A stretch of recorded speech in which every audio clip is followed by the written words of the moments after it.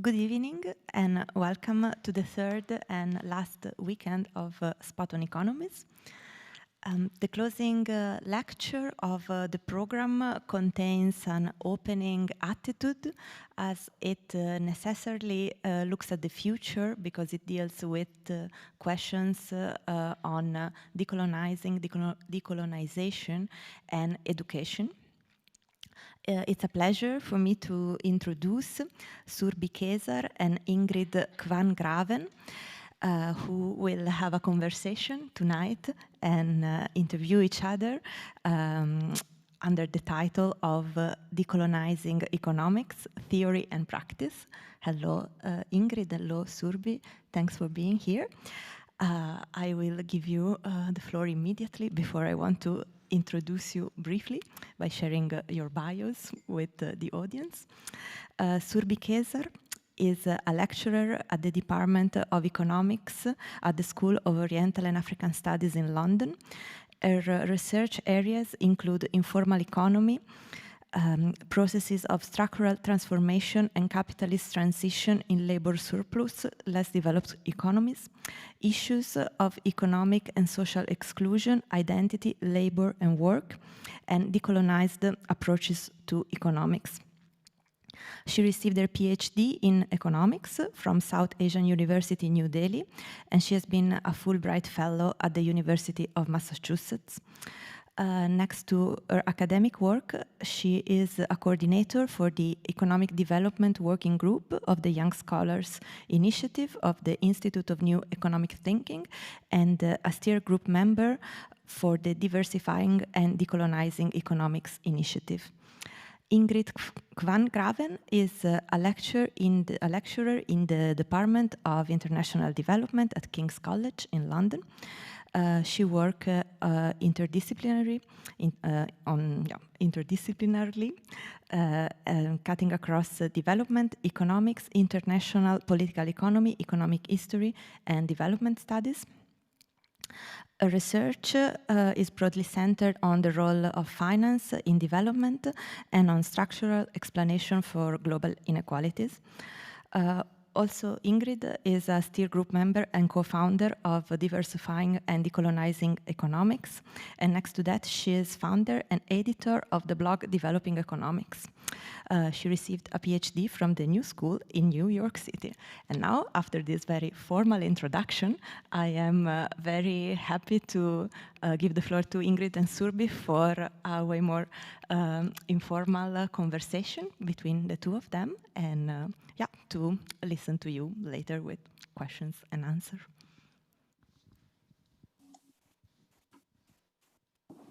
Thank you very much, Livia and PACT. We're very excited to be here, and I'm very keen on this conversation because I think a lot of my own thoughts on decolonizing have kind of developed in conversation with Ingrid and other people at the Econ as well as other colleagues elsewhere. But it's interesting now to get into some of things that we might think collectively as well as our distinct understanding about the issue. So if I may just kind of to lay the ground for the audience and for this discussion, let me begin with a broad question of how do you understand Eurocentrism or West centrism in the specific context of the economics discipline? Thank you, Surbhi, for the question, and hi, everyone. So I think it's a good question because, and I think for the audience, since we're talking about decolonizing economics and decolonizing pedagogy, I think your question kind of touches on why is economics colonized at all? And because Eurocentrism is kind of a very important term to understand how the field has been colonized. So what it means, sort of in brief terms, is this understanding of the economy, of how capitalism has evolved. So we see in the economics field, and actually large parts of the social sciences, where I'm sure many of you are familiar with, this idea that capitalism evolved in Europe, that it was something internal to Europe, that had to do with this culture, this Enlightenment values of people becoming more rational, more scientific, gaining property rights, this kind of stuff. That technology was developed within Europe. And this was something that led to this positive force of like capitalism developing. This is often assumed in economics. It's very not often discussed explicitly, actually. But it's often assumed, and this assumption then is universalized. So it's thought that the economy operates in the same way everywhere. So what do developing countries need to do to develop? They need to, have markets that operate more efficiently. People need to be nudged to act more rationally. They need to have better technology. So this is a Eurocentric view of the world, because actually, if you look if you ask historians what happened actually, how did capitalism evolve in Europe? Well, there were a lot of things that didn't have to do with, just have to do with rationality and technology. But at the same time, when capitalism was evolving, colonialism was also an important historical phenomenon, and the slave trade, which impacted the way that Europe developed, and Europe and England in particular, where sort of the Industrial Revolution took place, extracted lots of resources from all over the world that helped with this development, right? So papering over that is a form of colonization, because it makes it seem like capitalism evolved as an internal phenomenon, and that can just be reproduced everywhere. But that's like a partial colonial understanding of how capitalism developed, and therefore also a colonial understanding of how the economy works. So that's like in the sort of decolonial scholarship, that's considered like a Eurocentric view.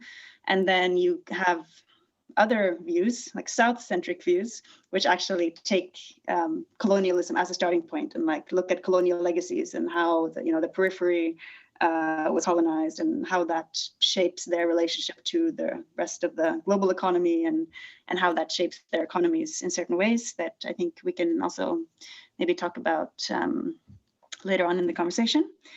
But I want to pass, I think I kind of get a very general view of Eurocentrism and how the economy evolved here, but I want to pass it on to Surbhi again to ask sort of a bit more about the concrete, like theoretical biases that this leads to in economics, and what are some of the kind of practical or political implications of this?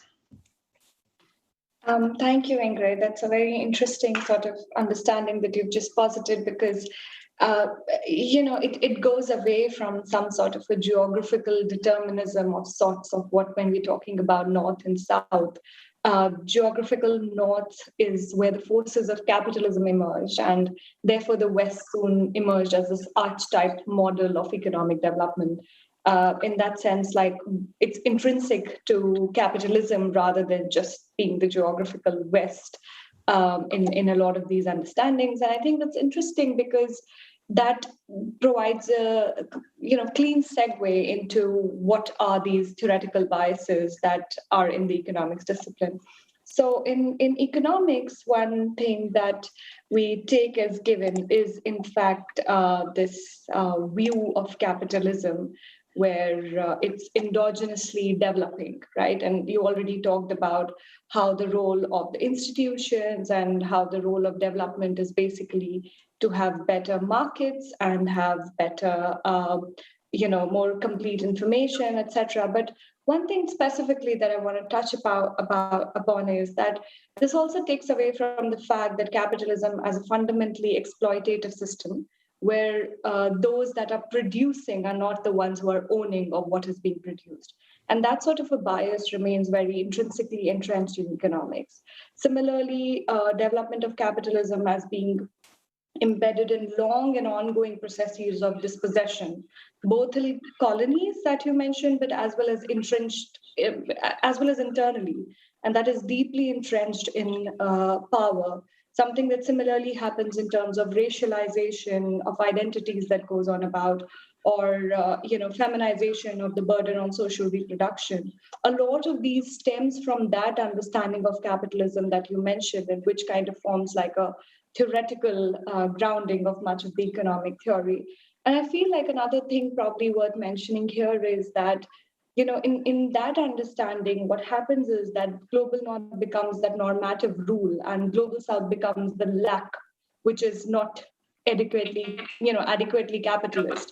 And I guess another thing that particularly happens because of that is that wage labor as an institution becomes normalized, as if it's the only dominant institution through which welfare can be brought about, through which people's living standards can be improved.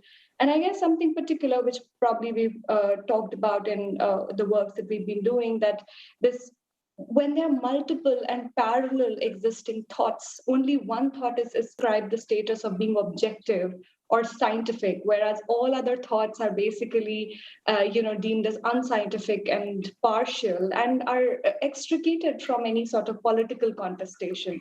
So this depoliticization, I feel, forms one of the important theoretical basis of how economic theory is kind of taken as given. And I guess I just want to talk about one last point here, which is that this, let's say the Nobel, right now, the Nobel in economics, the entire idea of credibility revolution, which is again about this discovery of certain objective things existing out there, whereas it doesn't allow us to question a lot of things about how society is constructed, how do dispossessions happen, how do a lot of structures of power that get completely obliterated in our understanding. So this is about the theoretical basis, and I would welcome you to add anything to it that you would like, but also probably talk a little bit about pedagogy, right? We're talking about the theoretical understanding, but what about pedagogy? Can pedagogy be colonized as well? And, maybe if you can tell us about the different kind of economic pedagogies and how can those be decolonized? And probably, related to this question is the spaces of universities, because they're supposed to be these spaces of critical thoughts. And similar to pedagogy, can university spaces also produce colonial hierarchies? If so, why might and how might that be the case?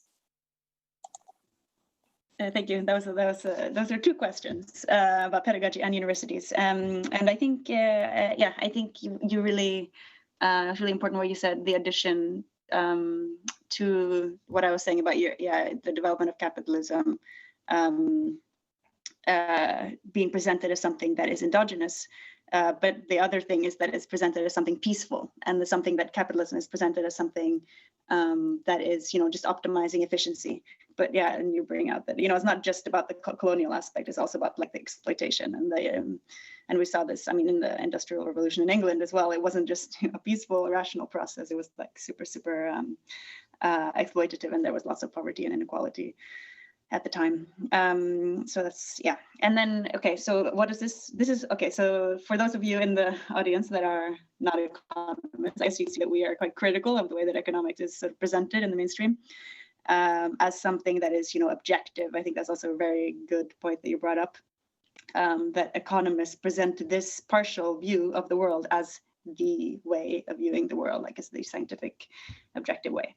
And that is translated to economists as teachers and how they teach economics. So basically, and we also see this, and I will talk about a survey that we did of economists later, but generally economists tend to teach economic principles.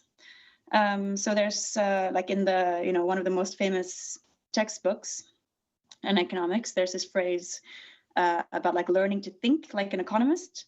And basically thinking like an economist in that view is just basically about like the certain market principles about how the world works, and how humans behave, that you just need to learn as a student. And then that's how you learn about the economy. So it's something that's considered neutral, it's objective, it's just knowledge about the economy. So basically, and speaking of textbooks, that's basically the pedagogy as well in economics. It's like teaching with textbooks is super, super common, more common than in other disciplines. So the question then is like, okay, so there are some basic principles about how humans behave, that we're supposed to be rational. So this is the idea of homo economicus, that, humans always behave rationally, they optimize their utility. So then like, The question is that really true? Is that maybe some people think, act like that? Maybe not everyone. And there are other ways of theorizing human behavior as well that are completely left out of the mainstream curriculum. For example, in like Keynes or institutionalists, or there's this Southern African theoretical approach of Ubuntu, which sees like humans as relational rather than like being separated from each other and just acting rationally based on our individual preferences.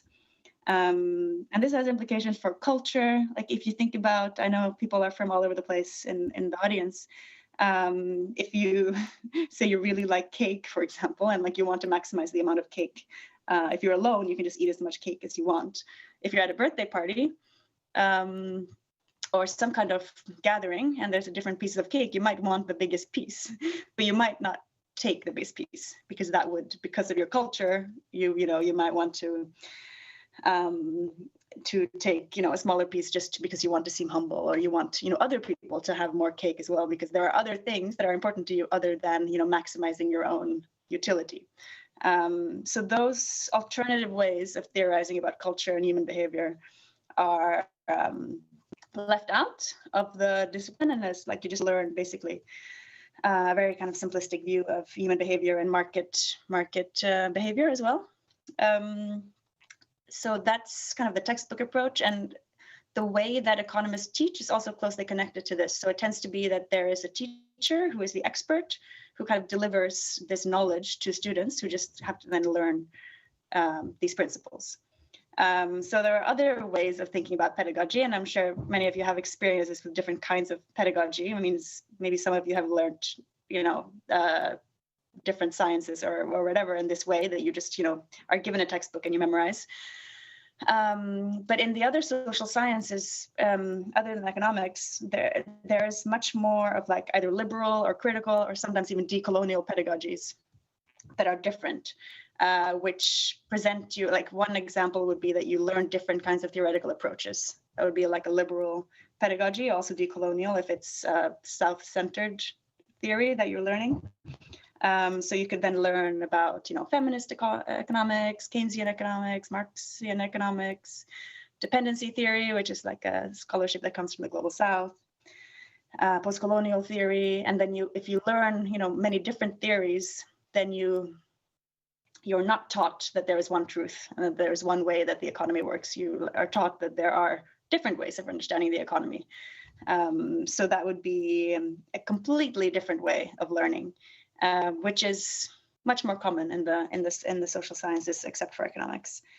A decolonial pedagogy also tends to move away from the idea that the teacher is the expert who is like giving knowledge to the students, but it's much more centered on like knowledge being something that we can collectively discuss and learn, and that the teacher can also learn from the students, and that the academic is not the only person with like lots of knowledge to share. There are also other ways of learning, like through inviting activists to the classroom, for example, or to going on field trips and learning in different ways. And also learning through like how to through discussion, how to think critically, not just about like learning facts, but like how to apply a theory, how to evaluate different theories, how to explore the utility of a theory. So that would be a completely different approach. I haven't even gone to the question about the universities yet, but I think maybe I can come back to it just so that I'm not like talking all the time. Can I ask you another question in the meantime, maybe, and then I can come back to you? Yeah, sure. So I was thinking, because I talked so much now kind of bashing mainstream economics, and I was thinking maybe this is a good time to ask you if you think that there are any problems with the other theories of economics, like heterodox theories that aren't mainstream. Are they like always anti-colonial, or could there be like colonial problems with them as well? Okay, thanks, Ingrid. I guess like I just wanted to kind of reflect also on something that you said about the pedagogy, and I think that's a very interesting way, because I feel even in a lot of times even when teachers are teaching, this entire very meritocratic approach of who to reward and how does knowledge production happen, and how a lot of time production is happening as if reproducing certain given facts and certain given theorems and deriving it without really engaging in critically, does reproduce exactly the kind of colonial hierarchies that you're talking about. And I feel like something that probably we'll come to later in our conversation, of how that kind of even does not acknowledge the role of privileges that people come to the classroom with, and what how that can in fact help in facilitating a lot of ways through which colonial hierarchies are reproduced. But coming particularly to, you're right, I mean, I guess it's as important to engage with what are heterodox schools okay, or what is kind of the problem that might be with them as well. I would say that probably with the theoretical frameworks, the heterodox theoretical frameworks that are fundamentally critical of the existing economic system, and that start their theory in a various ways by centering power and by viewing the world that does not take capitalism as a system that just endogenously and seamlessly developed, or it is a normal state of affairs, I feel that they would lend themselves well to recognize and move away from the Eurocentric understandings. However, having said that, given that those frameworks allow for it, it's not that it's always done. Many a times they fall short in the way that capitalism, they may again carry that sort of biases of the way capitalism unfolded for the North, resulting into higher welfare, living standards, etc. It would happen for South as well, even if the process is way more tedious for them. And, they too at times forget the historical specificity of the moment of the North, whereby, availability of colonies, access to cheap raw materials, market, among other things, have played such an important role in this unfolding.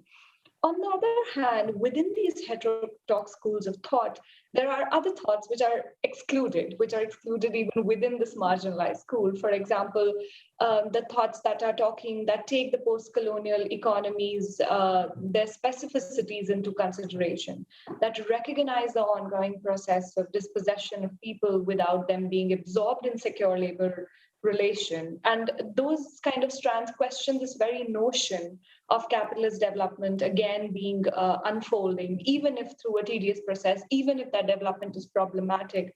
The expectation that it would unfold in South, in the global South, is again problematic. And your own work on dependency theories, etc., is a key intervention in those debates, in the entire dependency school, when you're centering the unequal power relations, your unequal, the imperialist relations.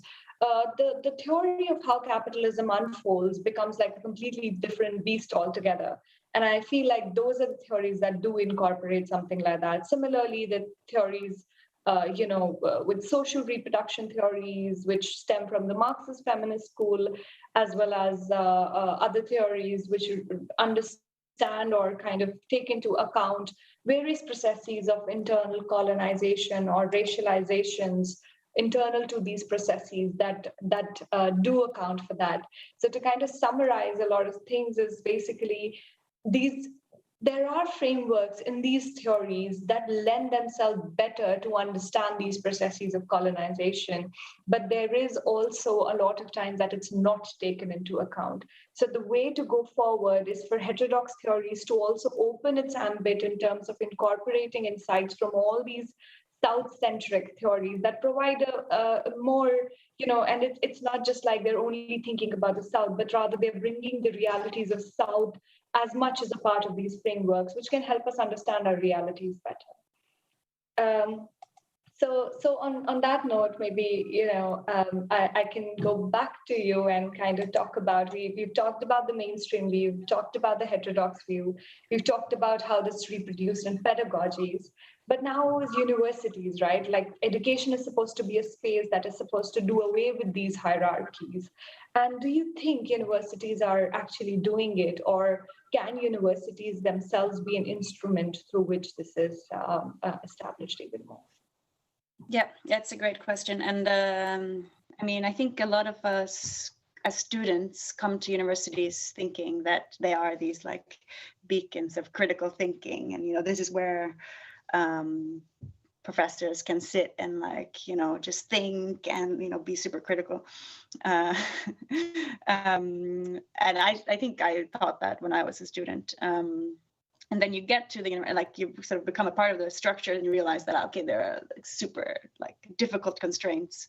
There are so many rigidities and hierarchies that make it difficult to actually practice decolonial scholarship and pedagogy after all. And I think that's not necessarily surprising because universities, a lot of universities were established during colonialism in the global south. Like the England, for example, did establish several universities in the global south as like their outposts to train people to work in the colonies. And there were universities in England as well that were that had SOA, including SOAS or Serbia's, which had like studies of colonialism, or I forget what they're called exactly, the programs, but they were like training people to go and work in the colonies and to like be colonizers, basically. So of course there is this legacy, and that's that was I think those courses, they were at SOAS and at Oxford and Cambridge, eventually turned into like development studies, which is one of the reasons why the UK is one of the like hubs for development studies in the world now. But it has this colonial legacy. And it's very kind of difficult to break out of a lot of the structures that were established historically. It's difficult, even things that you aren't necessarily they're connected to decolonial sort of movements, but aren't necessarily decolonial. Like just interdisciplinarity is really hard because the universities are established across like with disciplines, and the departments are separate, and it's hard to collaborate. And being in the global north and even like trying to have partnerships with scholars and institutions in the global south is also really hard. It's like, for example, like I was putting together a grant proposal earlier this year, and it was like impossible for me to put like a research collaborator from the global south. I had to put like a research assistant in the global north because the way that the payments work is like something so like trivial in a way, but like I couldn't put that I wanted to hire someone in Senegal. I had to put that I would hire that person in the UK. So there's like all these very kind of archaic structures that are very difficult to deal with, that make it difficult to break out of the way that things are usually done, and the way that the sort of curriculum development and the way modules are structured also makes it more difficult to have this critical thinking in the classroom, because you always have to kind of measure students' learning outcomes, and it's sort of very, like in the UK, it's very centered around exams. Although it's kind of starting to change a little bit, and now it's a bit more like you can have presentations and participation marks and stuff, but it's still very, very controlled. And I think maybe now is also a good time to bring in some of the kind of symptoms of a hierarchical colonial institution, which is that sort of there's a lack of people from the global south, there's a lack of minorities. Like the universities tend to be extremely hierarchical also in terms of the sort of identities of the people, where you have like basically white men at the top, and then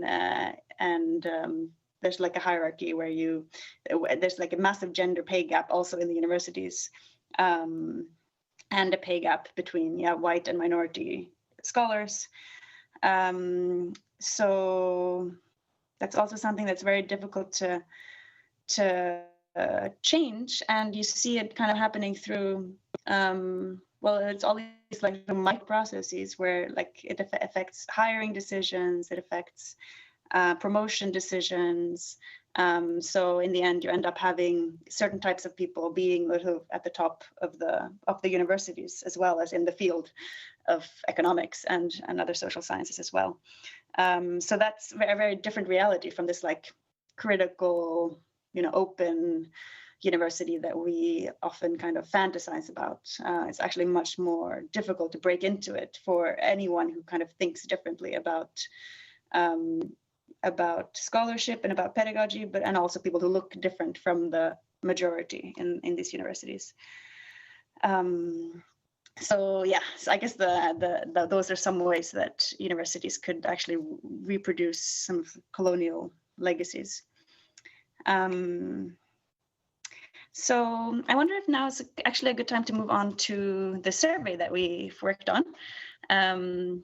So basically, when I started my first job at University of York, I was a part of this course about pedagogy, and like we were asked to do a research project, and that's how this idea for the survey actually came about. I was like, well, let's actually do something a bit more interesting,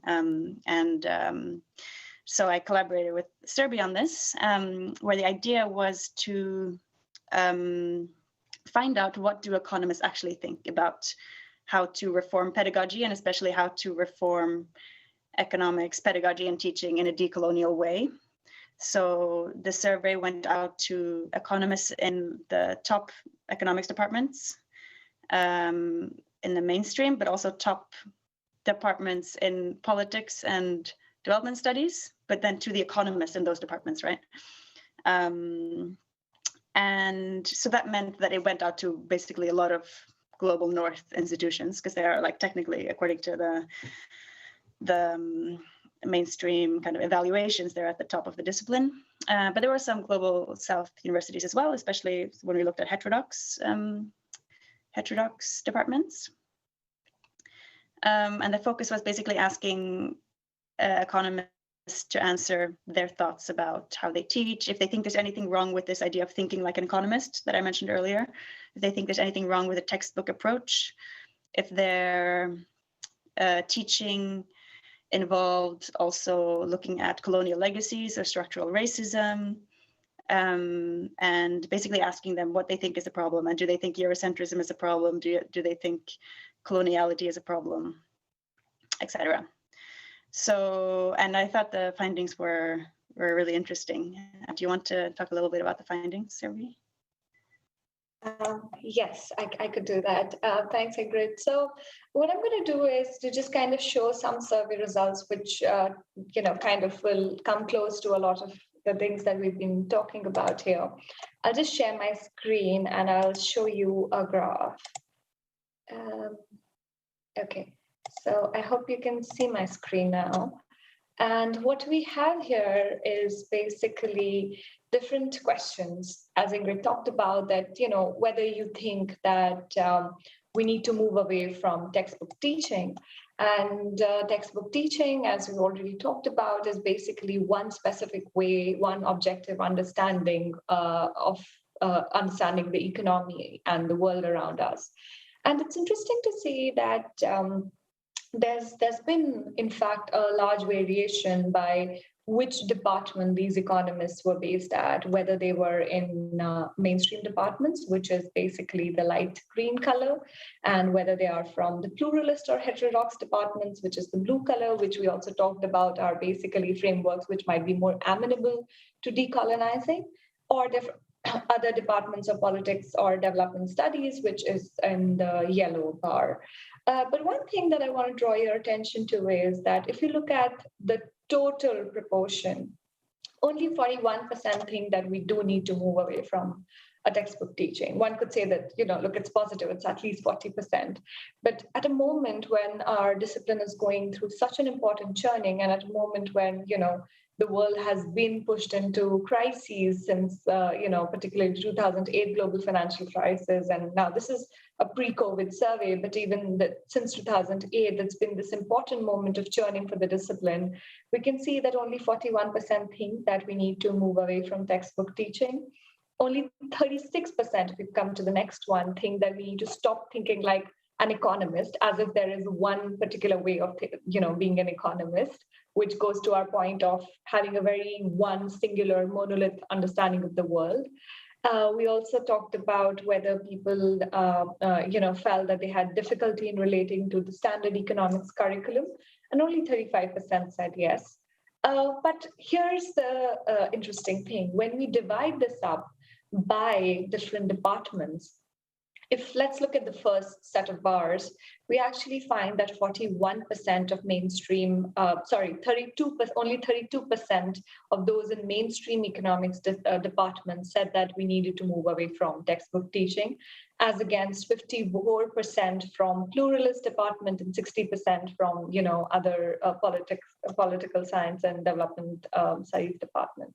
Similarly, for stopping to think like an economist, 23% from the mainstream department said that that is something that we all need to do because they believe in one singular way of thinking when you are an economist. And the numbers, as you can see, the proportions are much higher for, let's say, the heterodox or pluralist department, which is 60%, making them more amenable to the kind of decolonizing that we're talking about here. Now, the last one, which, Ingrid and I wrote about some time back, was about this courses, whether they are teaching students about courses in structural racism and European colonialism, how they tend to inform realities. And here too, we see that only 55% of the respondents, economists, did say that they do teach such a course, where the proportion is just 38% in mainstream department as against above 80% for pluralist, heterodox, or other departments. Now, I'm going to touch upon another finding that might be relevant and interesting for the audience and relates to our discussions. When we're talking about, what might be certain ways to make economics education realistic and relevant for people, here again, the differences are quite stark, again, by the kind of departments. And here too, mainstream economics, which is basically the blue bar at the very end for each of these questions, only 34% think that we need to involve perspectives and experiences of the students into this conversation, which again, Ingrid was talking about how these colonial structures are reproduced in pedagogies and universities, and that is something that we see here. When we talk about including alternate economic perspectives, again, that is something that very small proportion of mainstream as against a much higher proportion of pluralist and heterodox departments think that way. Similarly, including more about colonialism and empire is something that almost all departments fare very badly on, because apparently that's not such a central concept or central understanding that the thing needs to be a part of the economic teaching. And similarly, for whether they seek to include perspectives from Global South, in all kind of departments, the proportion is less than 50%. And that kind of makes it a worrying signal that there's a huge proportion of economists that do not think that these changes should be introduced. And more so, that this is more of a problem in the mainstream departments, which inform economic thinking and which kind of decide how and where, the department, or rather the discourse would in fact progress. There's actually quite interesting differences by identities as well, which I probably don't have time to get into. But one thing that is kind of good, which was interesting, was basically women tend to be more responsive to a lot of these changes and more positive towards it. And interestingly, those who are younger academics who've not had a lot of years from the PhD are much less receptive to the changes. And a part of the reason can be that, they're under higher pressure to emulate and, for publication and for being known and for, and that were kind of like some of the main findings that we thought were very striking from our particular, survey itself. But just continuing on this survey findings, I wonder if I can, go back to Ingrid and talk to her about, let's say, maybe what about the possibilities of reform? Can you think about some practical ways in which we can decolonize the spaces around us? If you could speak about, let's say, academia itself, and something that probably, the survey helps us understand better. Thank you. I think that's a good segue into, I guess we're, just so the audience knows, we're kind of coming towards the end of our conversation, and then we'll invite you to, be a part of the conversation. And I think, the survey results were just very, depressing in a way, especially this thing with the young people, especially being more conservative and more anti-decolonial reform. than older academics, but it's probably is because the discipline is so hierarchical that they are, yeah, as Surbhi said, are under pressure to really publish or perish, right? Yeah, one of the things that the survey kind of says is, the major reform is not really going to come from the mainstream. It might come from heterodox spaces. It might come from economists in other departments other than economics, or in departments that are heterodox, but it's not super likely to come from the mainstream. Which might not be that surprising given what we've said about the mainstream economics so far, about it being like presenting the economy and theorizing about the economy as one objective, neutral truth. Basically, the decolonial approach is the opposite of that, right? So they're just not compatible.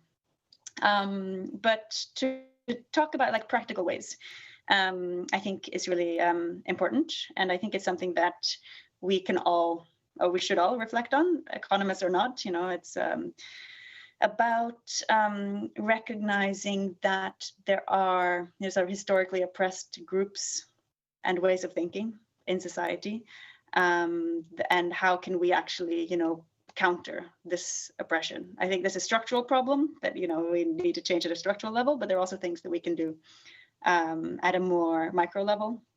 In terms of in the university, as you asked, there are, in terms of research, it's about, who are you citing? Look beyond the regular like top journals and read journals from the Global South as well. Cite scholars from the Global South that are using Global South centric theories and approaches. And there's a question of like, who do we elevate? Who do we invite to talks, for example? Who do we invite to write blogs? Who do we reference? Is also because usually when we like talk about who to invite, we think like the most famous people, and the most famous people are, not necessarily the best people. They're famous because of the structures that make them famous, right? They tend to elevate white men over other identities. And there's quite a lot of research on this actually about how women, for example, are generally undercited. So therefore, of course, they become less famous, right? So when you think about of course, the person who's thinking about, who should I invite? Who's the best scholar? Who's the most famous? Is not necessarily a racist or something like that. It's just that the structures around us are such that the, white men become the most famous. So that's the people that we think of first. So breaking down that and looking beyond just the most famous people, I think is really important. And Decon, actually, just to plug Decon, that's one of the projects that we've been working on, is to come up with this database to counter that argument that, but we don't know the people that aren't famous. How are we supposed to know them? They're not famous. So we have this database that you can go and look at our website and like search for different topics, and then you'll find economists from marginalized identities. I think another thing is like question our own thinking and be critical of like, why do we think the way that we do? What is our own positionality? Where are we coming from? Be critical of, just question things that we take for granted. Ask questions about sort of the dominant ways of thinking. Be critical, encourage students in the classroom to be critical. And I think we haven't talked as much about like what we actually do in the classroom, but of course there are all these tensions in society also are in the classroom, right? You have certain identities that tend to more easily speak up, and people with certain identities that tend to not speak up. So I think creating a safe space for all students is really important, and I think that's also a decolonial strategy. Also in the university, like hiring, promotion, all of those things, to kind of think about the extra constraints that people from marginalized groups face, and also scholars that work in marginalized disciplines. And also, I think how universities relate to society generally. There's not much incentive for academics to work with activists or communities or any kind of non-academic partner, unless it's like a formal policy institution, which is one of the reasons why Surbhi and I were so excited about this event, because it's a much more sort of non-academic space. It's much more interesting in a way to share our findings and our thoughts with you, and to hear your thoughts. I think that's an important thing for the university, to not just be this kind of institution that's just for academics, but to actually relate more with society. So those are some thoughts. And then I don't know if you want to end, Surbhi, with if you have any other thoughts, maybe specifically about the how to think about possibilities for reform in the global South and maybe outside of academia as well. Yeah, thanks, Ingrid. So I guess I'll just follow up from where you left. I guess, given the power that the global North has, it also gets to dictate the rules of the games, like in terms of the expectation on what forms or the kinds of knowledge about the economic that is ordained as scientific and thus is worthy of guiding various economic thoughts. Now, the institutions that govern these rules, much of these mainstream institutions, in fact, are embedded in the mainstream global North centric understandings and are also located in the rich advanced capitalist countries. So, for example, by virtue of being embedded in these this thought and ideology, it's celebrated as universal. And now, what happens in these institutions is, as Ingrid had already pointed towards it, they comprise the top journals, the top universities, the top conferences, and are viewed as the flag bearers of this objective and scientific knowledge. And most of those who are outside of this are not seen as producing scientific knowledge. And these institutions constantly act as gatekeepers for global South-centric knowledge. So on one hand, when the scholars from the global South, as well as those trained in the non-mainstream thought, they will be underrepresented in these top journals, top universities, top conferences.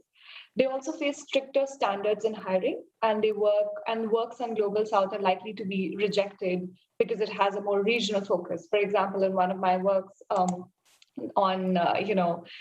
employment in India, which is, by the way, as you know, a huge country and really employing a large amount of people. So it was a countrywide study that was rejected from a leading development economics journal, citing the reason that it has, it's not something that is relevant for the whole of economic employment. It's basically centered for India. But you won't get such a rejection for, let's say, a study focused on US, employing much less people, or even a study focused in UK for that matter. And this exclusion, what it also kind of gets into, results in, there's sort of a hegemony that gets constructed for global North. And therefore, what happens for Global South is that they do not have much space to even think outside. And they are even under higher pressure to emulate this mainstream knowledge. For example, ManQ, which is rooted in like this very neoclassical mainstream principles and everything else that we were critiquing, is a standard textbook even in the Indian universities, right? And this power that global North institutions have is something that a lot of global South institutions have to succumb to in order to be able to play by the rules of the game. And over time, this dominance becomes so hegemonic that global South scholars, their understanding of being successful is basically to prise through the gates of these global North institutions, right? And they're seen as having made the cut. So they are in fact celebrated for doing something like that. And something that actually comes out from our survey results as well, and I'm just gonna, to end it, just kind of share one last thing with you before we open up for comments and questions from you, is that, as you can see, we also have a distinction by global North and global South, and you can actually see that, there's much larger sort of critical thought that is coming from global North than global South in terms of moving away from textbook teaching, in terms of stopping to think like an economist, because of this hegemony operating so crucially for global South institutions. In fact, but it's interesting that the institutions of the global South find it much harder to relate to standard economics curriculum, but still they're not able to topple this sort of hegemony that exists of this very mainstream global North-centric thought. And, I often take this example in class that when we import context of global South, two frameworks that are that we talk about, it doesn't just introduce it as an example, right? It in fact changes the framework, and that's what we need to do. You can't just introduce caste as an identity while talking about any general global north framework. That will change the framework itself, and that's something that we need to think about. And I guess finally, a lot of things that one can do is basically challenging universalism in the field, bringing in critical pedagogy, challenging the sort of universalism that exists, and decolonizing the kind of curriculum that we have, and decolonizing movement much beyond the economic spaces. Which, by the way, I won't get into the results, but our results actually show that most of the departments across, most of the economists across these departments think that these are not important things to do. And it's particularly prevalent in the mainstream departments. But these are the things that needs to be done. And therefore, a movement to decolonize cannot again be within the ivory towers of academia, because it's in fact a political movement that we're talking about that goes much beyond in its understanding as well as in its practical implications, beyond the narrow walls of economics teaching. And that is where we would like to kind of open up the floor to you, and to kind of also try to understand a lot of these thoughts from you. And we're here with students, faculty, and professionals, and from a lot of different industries, as we understand. And it would be interesting to hear from you, and how this discussion we are having relates to what you see happening around yourselves. How are the challenges and conversations in different spaces? And if there's anything you would like to ask us about the work that we've been doing. Thanks. Thank you so much, Surbhi. Thank you so much, Ingrid. This was great. I immediately, sorry, technical question. Okay. Ah. Sorry, just a second while we reassess the technical situation of our gathering. But yes, are we there? Cool, sort of. So I was saying thank you so much. It was really great to hear from you. And I immediately turn it to the audience. Are there already questions? There is one question.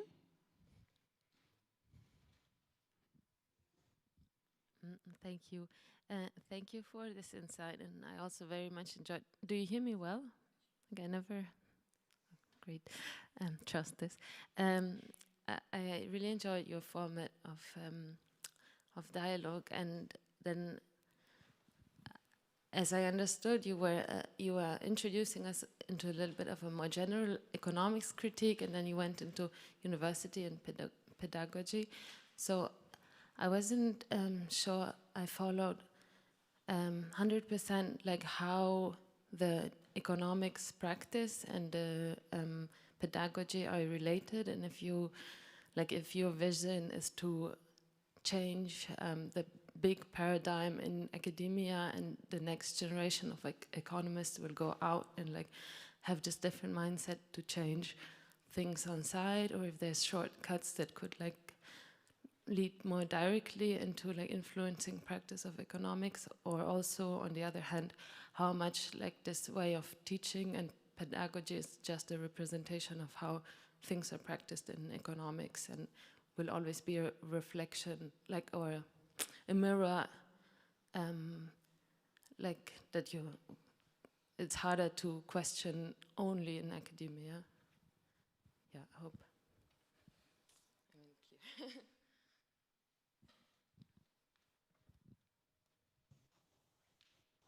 Do you want us to answer now or take more questions, or what do you prefer?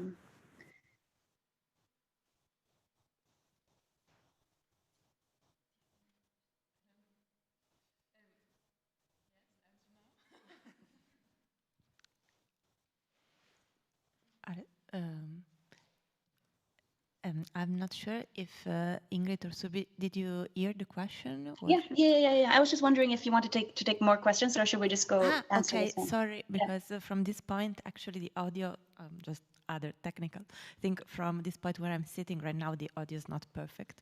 So okay. Sorry for creating this gap. I would actually start with this question, yeah, if for you it's okay. Yeah, of course. So the question was the relationship between the economics field and the research and pedagogy, and whether changing it just has to do with changing the field, or if there's another way of changing it, or like what are the strategies to change it, right? Is that more or less okay? Summary? That was it, yes.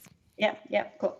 So yeah, I think that's a really good question, and I think that kind of points to the challenges and like how to think about strategy. And in one way, I think that you're right, that your interpretation of like some of what we were saying was that the field itself has become so narrow. It wasn't always like this, by the way. We didn't give an overview of the whole economics field, but it became particularly narrow since the 80s, with this like narrowing of like just one theory being dominant. And of course, we can't really expect these economists that are trained in just one theory and one approach, and that are trained to think that that is the objective and neutral approach. Like, we can't really expect them to teach in any different way. Like, they don't know any other way of teaching. So that's one issue.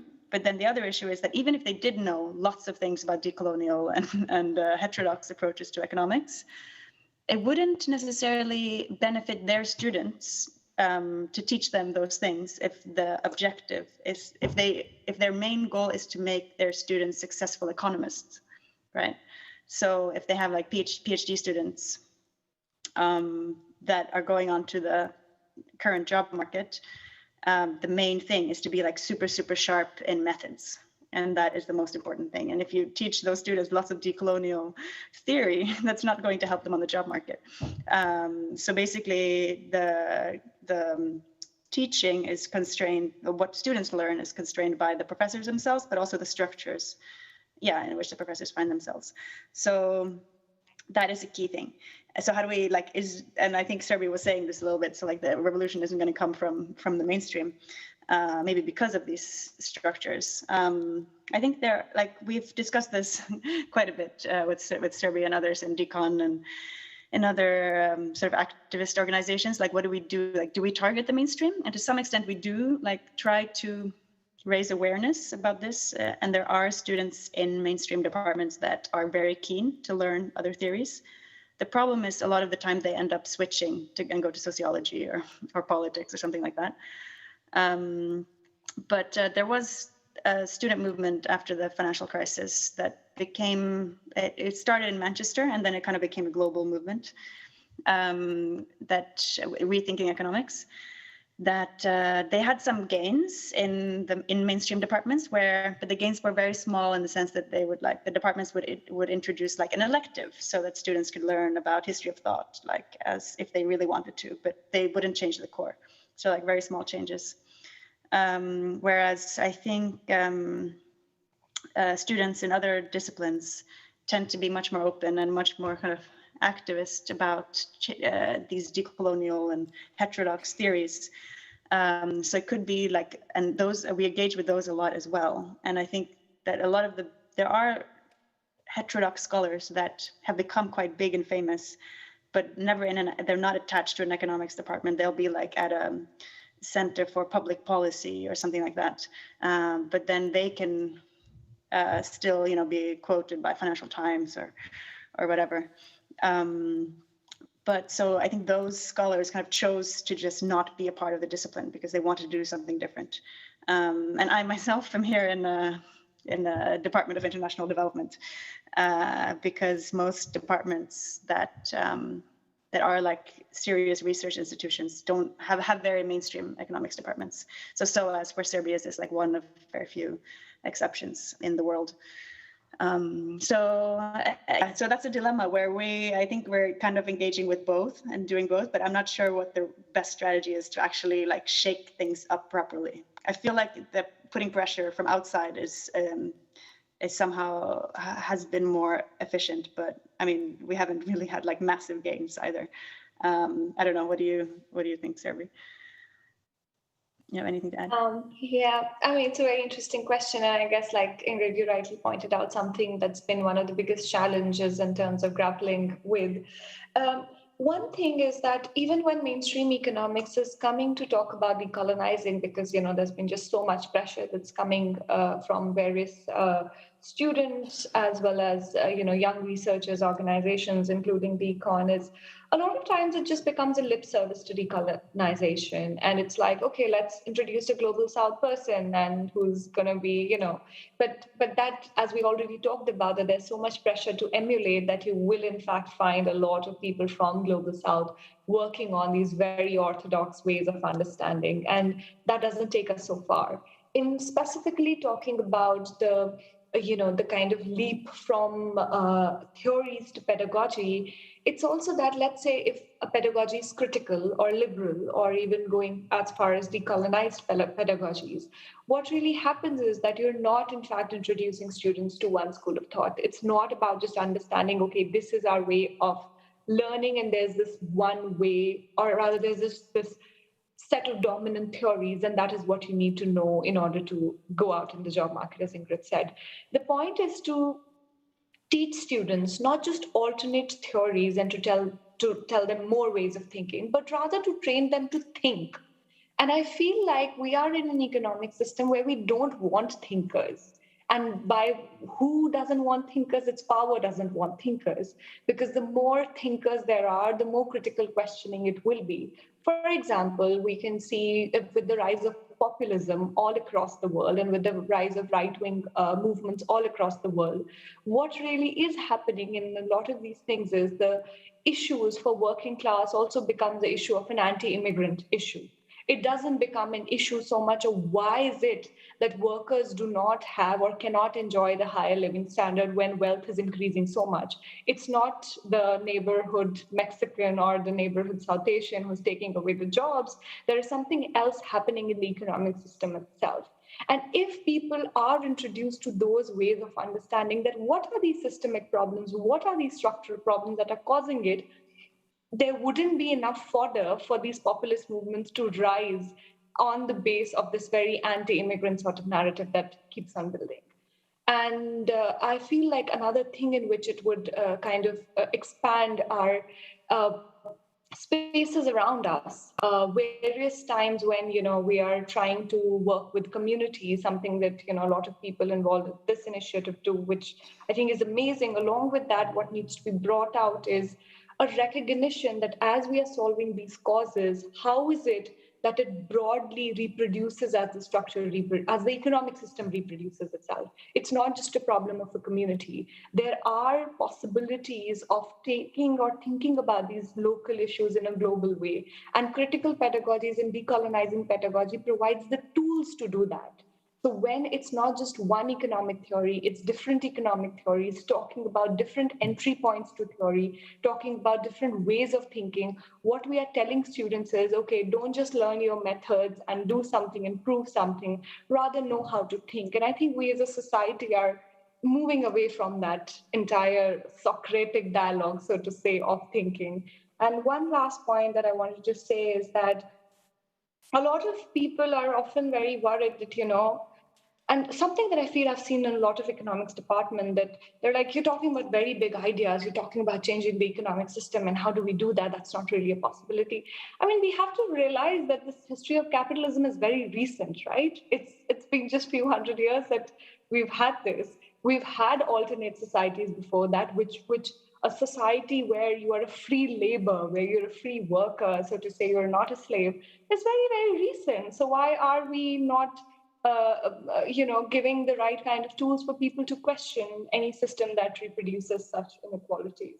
And finally, economics is seen as the queen of social sciences. The kind of pedagogies that economics promotes and the kind of thought it promotes, it's likely to have ripple effect in all disciplines. So so that's where the centrality of economics and how pedagogy could, the relation of theory and pedagogy, in my opinion, might lie.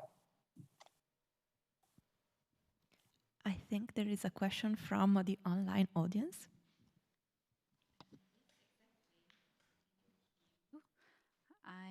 you can hear me, yes. So there is a quite specific question from the audience, very well informed. So I just read it. Thank you for the lecture. I was wondering in how far you think the term racial capitalism from Cedric J. Robinson in his book on Black Marxism might be helpful to capture the structural levels on which capitalism and racism intersect, and how that determines where and how values gets extracted. In how far could this serve as a more structural analysis of decolonizing economies? So when you answer, maybe you can also explain a bit more the term racial capitalism for the ones who are not so into the material. Thank you.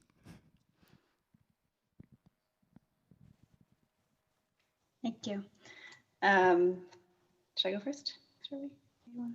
Okay. We were just working on a paper on a similar topic, actually. So that's a good. It's a good time to get this question, and a very specific question, very different from the other one. Racial capitalism is a term used by these scholars in the Black radical tradition. So Cedric Robinson wrote this book, Black Marxism, where he tries to pull together all the strands of actually like a very rich Black scholarship that goes back to like early 1900s, with like Du Bois is one of the big names as well, where what they did was, a lot of them were Marxists, but they were very critical of the Marxism that was dominant at the time in Europe, that wasn't necessarily anti-colonial. Some Marxists were anti-colonial, but not all. A lot of them were more concerned with things that were going on in Europe, and weren't really paying attention to how capitalism was evolving globally. So this kind of goes back to what we were talking about a little bit with like self-centered versus Eurocentric ways of viewing the world as well. So the Black radical tradition centered the slave trade as like an important historical phenomena that was happening while capitalism was developing, and they saw sort of race and class as co-constituting each other, that they were both really, really important forms of to understand oppression. So that was the sort of basis for capitalism in their view, that sort of the Black workers sort of at the bottom of the hierarchy, and you can't really understand how capitalism evolved without also understanding the racial aspect of it. So I think that is teaching that would lead to like radically different ways of understanding race in society. The way that maybe actually Surbhi can fill in later, the way that mainstream understands race is like radically different from like a structural approach. Because it's rooted in this very individualistic way of viewing identity. So I think the fact that racial capitalism, I mean, it's neglected across the mainstream economics, but I think actually it's neglected in a lot of heterodox strands as well. And the fact that it's neglected is, I think, one of the reasons why we got this result on the survey that Surbhi showed earlier, where it said that like 30% of mainstream economists teach courses that relate to structural racism, because it's just not taught right. So in a sense, I think the question was about whether racial capitalism can be a way to better understand racial relations or society or something like that. I think that definitely it is a way. Oh, sorry. And how values gets extracted. So maybe, yeah, also in terms of maybe surplus value or I don't know. Yeah. So Marx is asking the question, perhaps. Yeah, I mean, I think so, and I think I wouldn't say that racial capitalism is necessarily. I think it's a better way. I mean, the mainstream doesn't really even look at how value is extracted, right? It doesn't see it as like an exploitative, the economy as an exploitative system. So in that sense, yes, of course, racial capitalism and Black Marxism is a much better way of understanding how value is extracted. But there are many, theories, different theories, and debates within the Black radical tradition as well about this. So it's like a very complex, debate, I guess, that I don't know if I should get into all the details. But yeah. So I don't know. I think maybe I'll pass it on to Surbhi if you want to talk a little bit about the differences between different ways of approaching race. Right. Okay. So yeah, I can pick up from where you left in terms of, even when you're talking about this extraction of value, there is. So let me put it this way. So Nancy Fraser, another political philosopher, has this very interesting kind of characterization where she says it's not just exploitation, but there's also this dual process or the parallel process of expropriation that goes on, where exploitation is when you're actually engaged in the wage labor relation, whereas expropriation is when you're using extra market means or forceful dispossession to extract resources from someone. It happened in colonies. So at that time, what was happening is like a strict differences where the white male in the colonizing countries is basically becoming a wage labor. So that's the rise of capitalism. Whereas for slaves, they are being expropriated, right? There's no exploitation that's happening. You're not a free worker. But what she goes on to say is that it's not that the process of expropriation now do not go on when people are all quote unquote free labor, because these processes work parallelly with each other. For example, Black workers would be paid less, brown workers would be paid less, or generally people of color would be paid less. Similarly, there'll be occupational segregations, whereas, a lot of times there's been this research of, there might not be so many differences in wages, but it's not just how it manifests in terms of difference in wages, but they're also in different occupations where certain identities are overrepresented in certain occupations, therefore making it so segregated that the wages are not even strictly comparable. So what is happening there is that identity just acts as another means in order to ensure that more value is being extracted, because let's say your wages that are being paid and is lesser, so the surplus that exists is even more higher for someone else. Similarly, that also goes with, let's say, offshoring of jobs in the global south, right? So a lot of times it's an extremely precarious condition. And what happens is, again, you can lengthen the workday, you can circumvent a lot of regulations that exist, which allows for exactly the point that you said, which is about this higher extraction of surplus that continues to happen. And whereas in contrast, the mainstream theory, which is right now one of the most dominant ones, is about statistical discrimination, where the idea is that the discrimination is happening because, let's say if I'm an employer and I discriminate against a particular identity, that is because I do not have complete information about you. So what I'm doing is I'm forming some understandings about you based on what is the average statistic of this group. So if I feel like women are less productive than men, or I have some stereotypical biases, or I have some statistics to prove that, so I don't care about what you as an individual, I mean, I care, but I don't have just enough information about your productivity. But that is an extremely problematic thing to take, and a lot of mainstream understanding therefore becomes about just facilitating complete information. But that can completely throw off and create a vicious cycle, because if I think no matter how much I study, I'm not going to get a job as much as a man does, I would decide not to, or rather there'll be more inhibiting factors that will keep on producing these inequalities. And as we already talked about, it's more structural in nature, the exploitation and expropriation frame that we kind of laid out. So, yeah. Is there a comment or a question from the audience? If some reflection on how what we heard resonates, or another question for Surbhi or Ingrid? There is another question, okay. Yes, maybe it's also a very specific question, I don't know, or applied question. So thank you very much for your conversation. I think I can, even if not many of us are coming from the economics as a background, I think we can relate to a lot that has been said, because not only the economic departments are, let's say, facing these questions, but also in many other departments in the humanities and natural and technical disciplines are facing same challenges.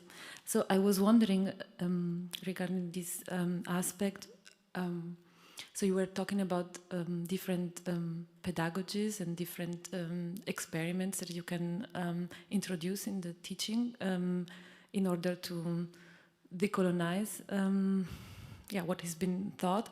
But I think one of the bigger challenges is also how to decolonize the profession of teacher in the university. So what are the very specific or concrete measures that you came across or that are applied in your universities or that you've maybe heard of that, let's say, can shortcut the gates of universities? So I think, I don't know if it's clear, but this is the question, like what kind of tools are existing or are needed in order to diversify universities.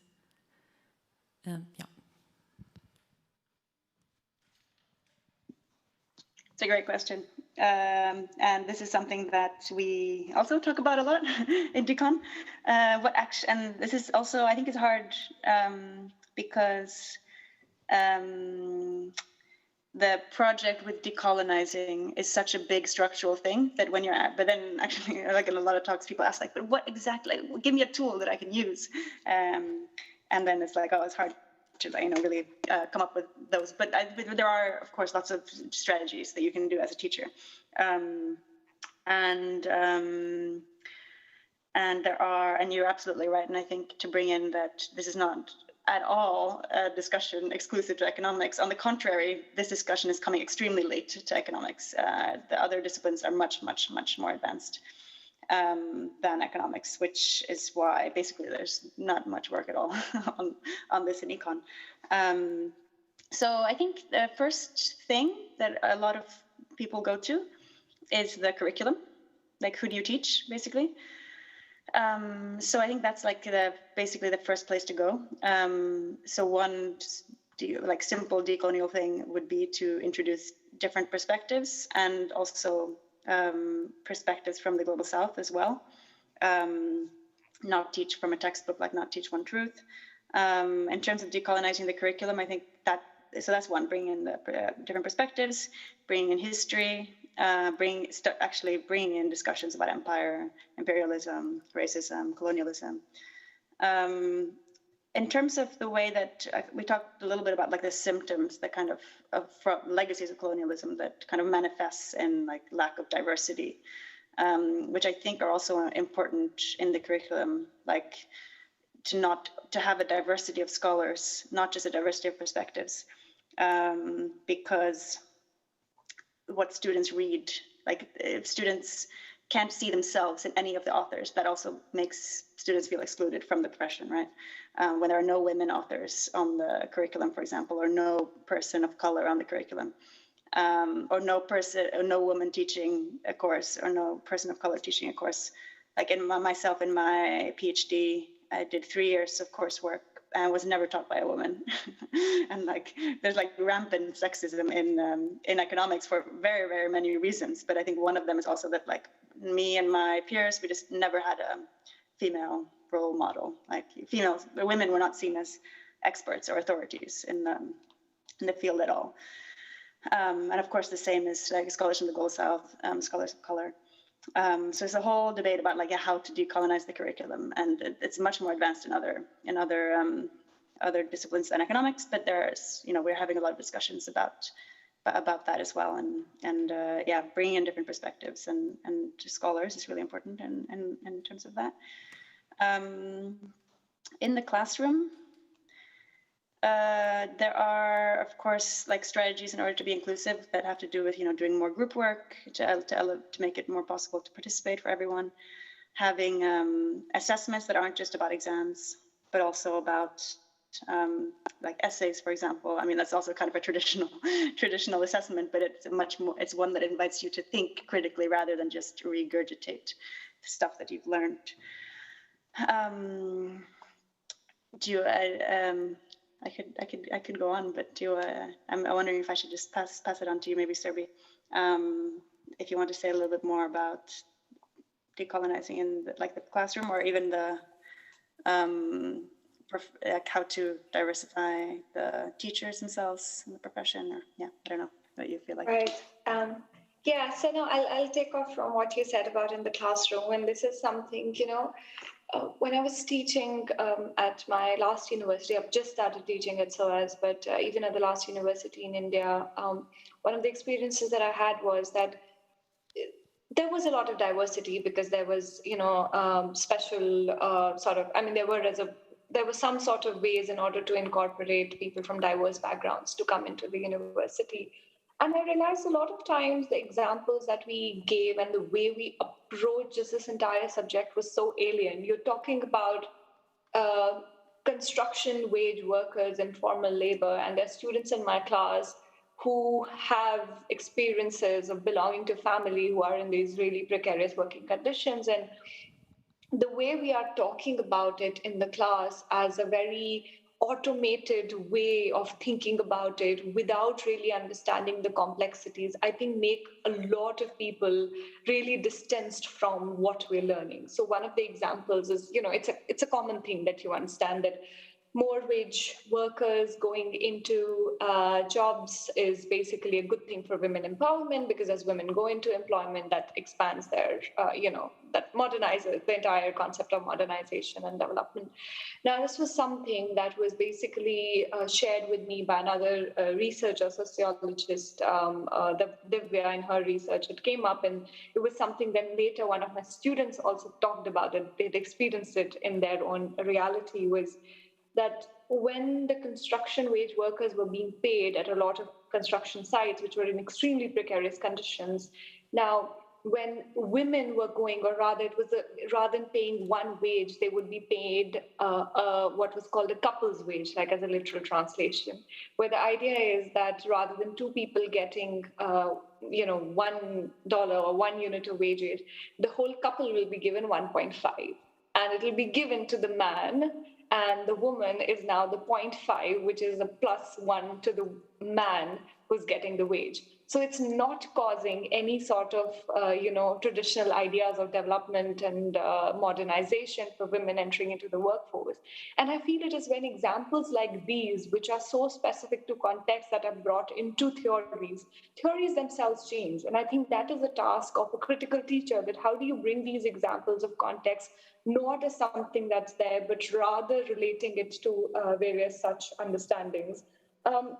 I guess another thing that really kind of helps, which is also a broader question that you'd also talked about, what about the broader university space itself, etc. I think we're talking about these micro examples, but it's also good to constantly relate it to the macro ones, where we are in a university space where what is characterized as neoliberal universities. So teachers are also, and researchers are also constantly have to do these 1,000 performance evaluations. Students are coming in and becoming like consumers, and you have to sell your product, you have to get your evaluations out. It's great to get feedback from students. I personally think it's really amazing. But the way we do it as an exchange process goes exactly anti to the idea of decolonizing that we're talking about. We've made education as an exchange. We've made it as a commodity that we are kind of trying to sell and someone else is trying to buy. And I feel like we need to go away from that. And to do that, one has to think about these very innovative ways to teach and relate to the broader student community. Can I just add one thing on that? Because I think it's such just a concrete example of how this actually messes up the decolonizing agenda.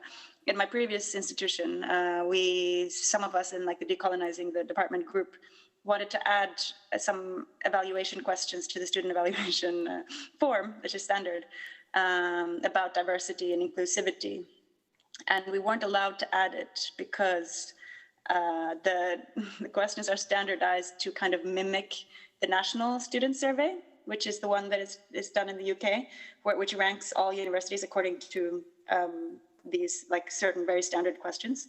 And the universities saw the student evaluations as sort of a kind of practice before the National Student Survey, the NSS. So they didn't want to kind of disrupt that that kind of mock thing, because it's really, really important for the university to do really well on the NSS, because that is how the ranking of the university is determined, and that's how students choose, well, one of the factors that leads students to choose a university. And universities now, since the reforms of the past decades in the UK, are basically dependent on student numbers, so like half privatized, right? So the fact that it's a neoliberal university, has become a neoliberal university, makes it just much more difficult to to even put in a question and in the evaluation about these kinds of things. I think we have time for one last question that I was going to ask, but I see there is one. No, please go ahead.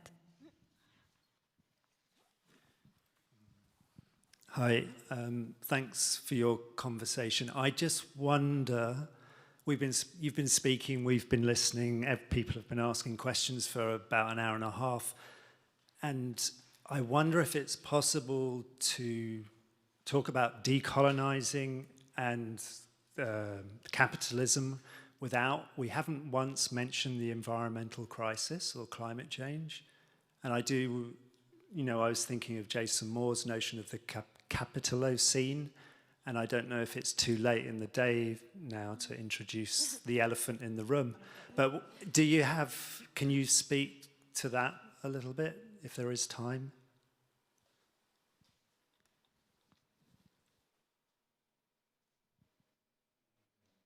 I don't mind. Do you want to go first, Surbhi? I feel like I'm always jumping first. No, it's okay. It's okay. I can follow up. Okay. I mean, it's an amazing question. Really, really good. And I think you're spot on. That it's like, I mean, yeah, it's the question of our time, right? And we're gonna basically die if we don't do anything about this. And I think the debates about climate change and the environment right now would really benefit from a decolonial perspective. And like the Green New Deal tends to be very sort of nationally oriented, or regionally in Europe or in North America, not taking into account the historical exploitation and extraction that has been carried out in the global south of environmental resources. And likewise, I think also the decolonial, which is basically your question, the decolonial movement also would benefit from engaging more with environmental scholarship and scholars on climate change, and these questions in particular. Like they need to happen together, these conversations.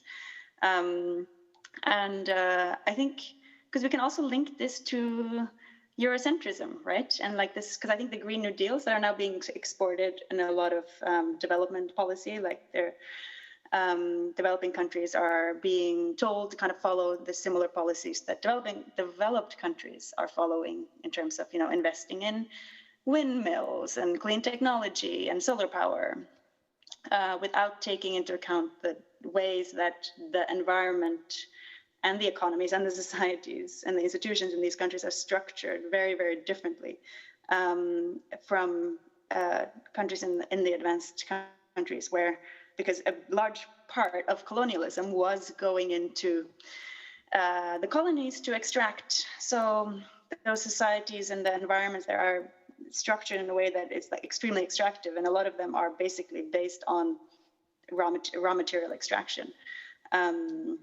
So coming in and just sort of building windmills is not really going to solve the problem. And then there's the whole other issue of climate debt and the fact that the Industrial Revolution that we already talked about led to lots of CO2 emissions, and basically, which in turn led to global warming. And the developing countries haven't contributed with this carbon footprint in the same ways as advanced countries. So for them to then have to pay the price in the same way that the advanced countries do is, of course, not really fair at all, and also not really possible for them either. So yeah, that would be my first thoughts on that. Great, thanks Ingrid for taking the lead. You know, I guess I want to also just kind of start with an apology that I do think that this is not something that can be absent from our conversations on decolonizing, and the fact that we didn't touch upon it up till now because we were focusing on a certain aspect is in fact an issue. And I feel like we increasingly it's also something that we realize, but the fact that it's not that actively present in our conversation also says a lot. But you know, I was just reading the other day about this. To continue to meet that standard that we can't, that the offshoot of temperature rise, to maintain it at 1.5 degrees or not offshoot it, we need to reduce our emissions by 45% by 2030. And that's the kind of target that we had. We were anyway far away from it, but what has happened even more than that is now the COVID crisis happened, right? And people now, here we are now in a sort of a choice between life versus livelihoods for a lot of people. And that is kind of a reality that exists because we are talking about a climate crisis because COVID is, it exposes us to the kind of changes that are happening right now. But on the other hand, that's also exposing a large number of people to livelihood. So you literally have to choose at this point. But I feel like a broader question that it kind of underpins is that how do we understand nature? How do we understand environment? Is it something that's a raw material used in the production process? Or, you know, you talked about Jason Moore, or is it like a passive player in this entire thing, or do we have to conceptualize nature itself differently? And here again, one thing that becomes very important, which I guess relates very well to our conversations earlier, is that in the mainstream economics, still the solutions are about carbon pricing. Still the solutions are, okay, who do we tax, or how do we discover the right price of carbon so that people are able to reach the optimal limits and levels of it? And the entire thing does then become about, okay, I mean, even now, the average price of carbon emissions is $2 per ton, you know, whatever, of CO2, which is extremely low. And most of the people do not have, and most of the countries do not have these sort of taxes on emissions. But the fact that we still keep on thinking of these as externalities, and we keep on thinking of carbon as something which needs to just be priced and that will control it, is something that stems from mainstream thought. And that's why the question becomes very important to critique that mainstream understanding of it. So that's one half of the answer that I wanted to give to your question. But the second half, I think, is really important, that even if we are not doing that, I mean, even if we critique the mainstream, what about the heterodox, and to what extent are we taking into account something like that? Sadly, what we're doing is very less, but as Ingrid mentioned, that it's also a time of climate reparations, because for most of the people in the global south, it doesn't just become a question, which is something that I think we saw during COVID. You're not going out to work. That means you're dying of hunger because you just don't have enough resources to survive. So for people, it was literally a choice between life and livelihood that came into being. The hunger index rose, and malnutrition rose. People were pushed into indebtedness. So I think we need to get into that very critical balance of sort that's happening. But that will come again from how do we view nature as a passive player in this entire thing, or as something much more than that.